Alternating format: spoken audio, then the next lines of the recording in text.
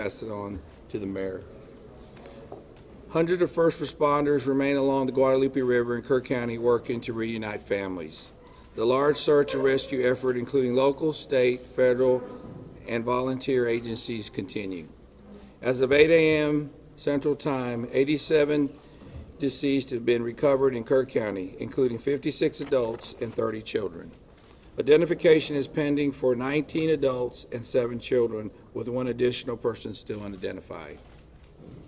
At present, 5 Camp Mystic campers and 1 counselor still remain unaccounted for. We ask private boats to stay off the Guadalupe River to allow search and rescue teams to operate without any interference. This is a tragic time for us. We're so grateful and thankful for all the resources that have been provided to us to do this job. And I can assure you we will not stop until this mission is complete. At this time, I'm going to turn it over to City Mayor.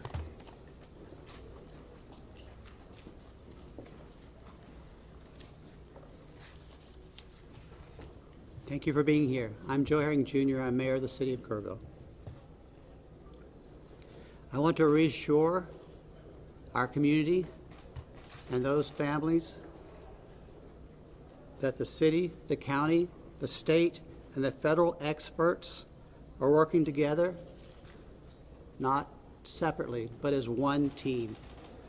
If you go inside the Emergency Operations Center, you don't see silos. You see one team. I want to talk briefly about in-kind donations. The outpouring of generosity has been tremendous, and we are grateful.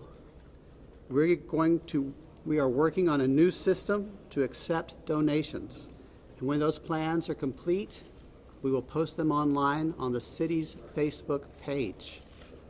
We are grateful. We need a new system to handle the generosity of the world. Financial donations can still go to communityfoundation.net. That's the community foundation of the Texas Hill Country. Again, we are grateful for the generosity of the world. Over and over, I've asked you to pray. It occurred to me that I haven't asked you for what to pray specifically. Please pray for those who mourn, for those who wait, and for those who help. Now I'd like to call on Lieutenant Colonel Ben Baker.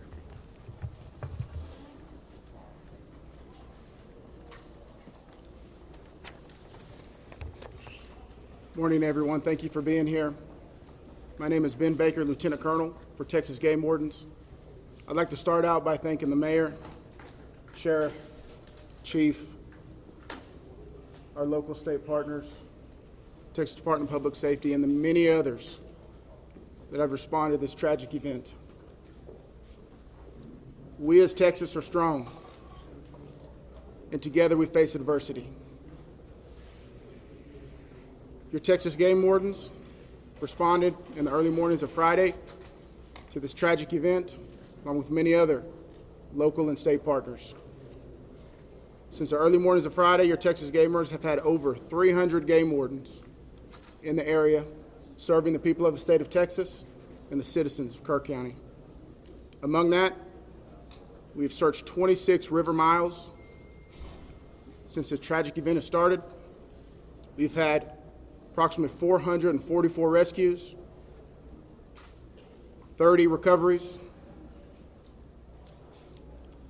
Some of our resources and assets we have dedicated to this tragic event include 2 helicopters with hoist teams, 12 drone teams, 10 K-9 units, 9 swiftwater boat crews, 15 airboats, 16 UTVs, and 169 four-wheel drive vehicles. Your Texas Game Wardens will remain here and serving the community. We just ask you to continue to pray for the victims, for the families, for your first responders, for everyone involved. We'll open it up now to questions. If anybody has any. Can you talk about how challenging it is for you guys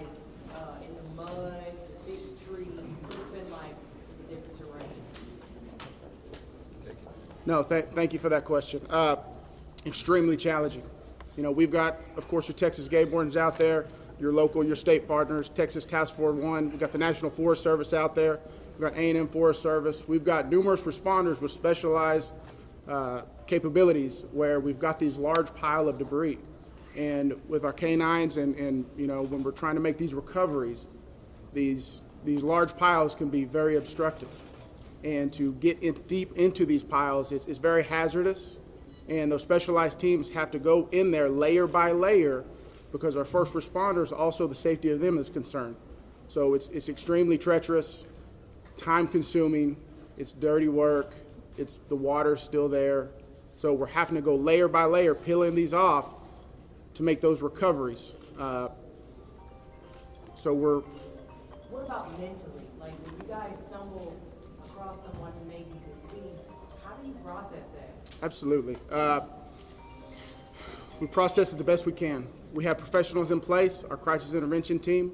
All the agencies have some members representing there, and officer wellness is a first responder wellness is a key component to these operations. So we're maintaining and monitoring our officer wellness, our first responder wellness.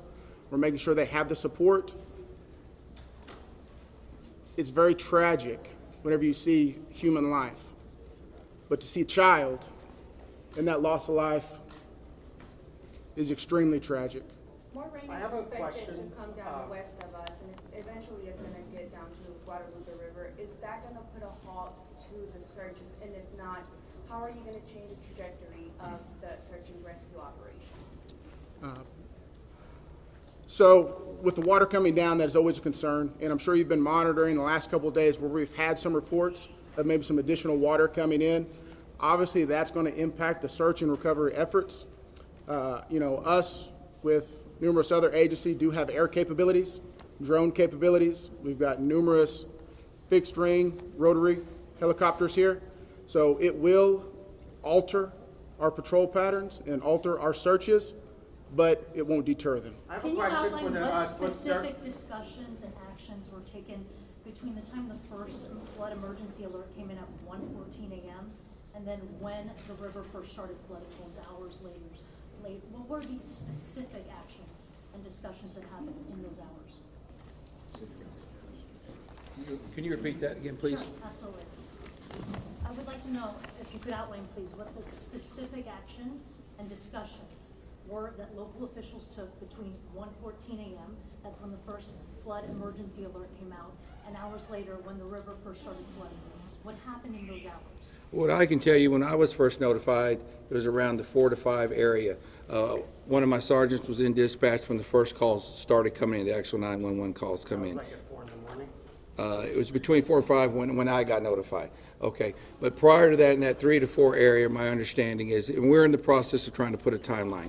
You know, that's going to take a little bit of time. As I've told you several times, that is not my priority this time. There's 3 priorities. That's locating the people out there, identifying and notifying the next of kin. That is what I'm taking as my job as sheriff here to do. Okay. With all due respect, sir, I think that the community here is asking these questions. What happened? When did it happen? Was the emergency manager awake at the time? Did they push the button to issue an emergency alert? Sir, it's not that easy when you just push a button, okay? There's a lot more to that. And we've told you several times. So did it happen, sir? I can't tell you at this time, You okay? can't tell me if the emergency manager of the county Sheriff, actually issued an emergency Sheriff, alert. okay. Sheriff, who Shimon, just give me a is second. Emergency Answer the question. Operations Center? Who Let him runs answer the question. the Emergency Operations I'll come back to you. Center? I'm going nowhere. Appreciate it. Who runs the Emergency Operations Center?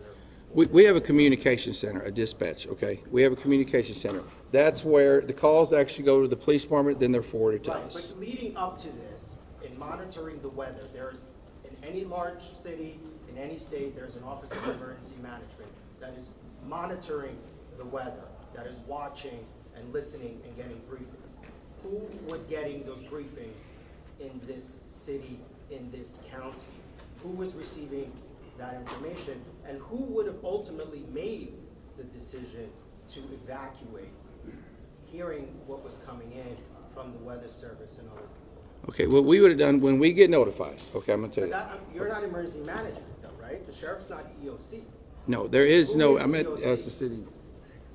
Yeah, help me with that. So we understand you have many questions. Right, Hang on. no, I understand, but you're not gonna answer the question because that's up to the city manager and the mayor to answer those Correct. questions. County emergency. We understand That's you the have judge. many Where is questions. the judge? The judge is not here. We understand that, but right now, this team up here is focused on We bringing people understand that too, home. but there are a number That's of our focus. questions that are All those leading up to questions this. will be answered, but the No, priority right now It seems like you're is ducking bringing the- people home. We totally understand that, and we value the incredible work that is being done by those first responders. We're seeing them out there muddy and sweaty and grinding it out day after day. But your community is asking these questions. And we will get answers. Right now, Right all of our resources are focused You should be able to to answer recovery. Who was in charge of the emergency operations center at the time that was getting any briefings? Do we have another question? if any I briefings? do. I think I'd like to focus on what local people can be looking for. We're looking at some erosion in roads and safety in them traveling. What can we tell people who live here right now and what they can do in their daily life? Should they worry about traveling on roads? Do we know anything about that infrastructure? Sure, absolutely. Jonathan Lamb, Kerrville Police Department. So we know that there's substantial road damage. Some roads have been closed for safety. We've got crews out there in the county shoring them up and making sure that people can travel to and from. What we're asking for the public to do to assist us is if they believe that they have seen someone, a victim, notify emergency services. Call 911, let us know, or use our non-emergency numbers, area code 830-257-8181. Contact our dispatch team and we will send officers out there. We also ask folks to limit their travel. Our first responders have had a very difficult time getting to where they need to go because of the amount of people who are flooding our roadways. We understand there's natural curiosity. People want to come here and see the flood damage. Now is not the time for sightseeing. This operation is ongoing and continuous, and it will continue. I've got time for one more question. Last question. As far as I know, the last live rescue, unless there's new information, and I don't believe there is, was made on Friday. All right, I'm afraid that's going to have to do it for this morning. Can someone answer if the bodies have been released to the families, Sheriff? Excuse me. Have the bodies been released to the families? Some. I mean, they're at autopsy. I mean, How many are still missing? Do we have an estimate among the general population, not just the girls from Mystic, even just credible reports? Is it hundreds still? Is there any estimate among the general population of how many people are still no. missing? I've told y'all several times, it's hard to know that number. No, we don't. I know the numbers that we have found, and that's all I know. You still don't want to tell us who is All right, so we're going to continue our operations. The next time that we're going to be in front of y'all will be at 5 p.m. right back here. If there is a critical update, again, we'll provide that information to you through the contact list that you have provided to us. Thank y'all. We appreciate it. Lieutenant? Sir, I had one other question. Maybe you could help. It was about the volunteers.